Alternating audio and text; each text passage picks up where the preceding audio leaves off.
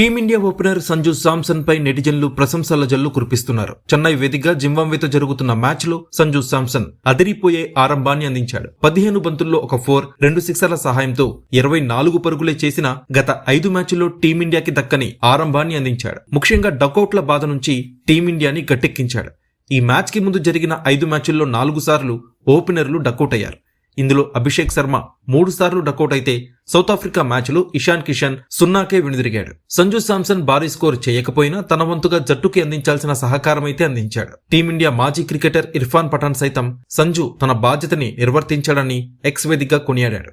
ఏ opener duck out కాలేదు, thank you Sanju, Bharat ని గట్టెక్కించావని మరో నెటిజన్ కామెంట్ చేశాడు. తాజా మ్యాచ్లో సంజు శాంసన్ బాధ్యత తీసుకుని దాటిక ఆటంతో అభిషేక్ శర్మ క్రీజ్లో సెట్ అయ్యేందుకు కాస్త సమయం లభించింది. ఆ తర్వాత కూడా అతను చెలరేగడంతో తొలి వికెట్ కి 3.4 ఓవర్స్ లోనే 48 పరుగుల భాగస్వామ్యం లభించింది. ఈ మెగా టోర్నీలో సంజు శాంసన్ కి ఇది 2వ మ్యాచ్ మాత్రమే. నమీబియాతో మ్యాచ్ లో కూడా ఇదే తరహాలో ఆడిన సంజు తాజా మ్యాచ్ లో కూడా తన బాధ్యతని సక్రమంగా నిర్వర్తించాడు. అంతేకాదు జట్టు స్కోర్ ని సంజు సిక్సర్ తో స్టార్ట్ చేయడానికి కూడా నెటిజన్స్ కొనియాడుతున్నారు. సంజు అవుట్ అయినా ఇషాన్ తో కలిసి Abhishek Sharma చెలరేగిపోయాడు.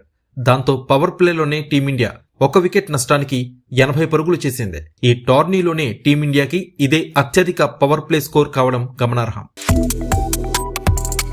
Subscribe to One India and never miss an update.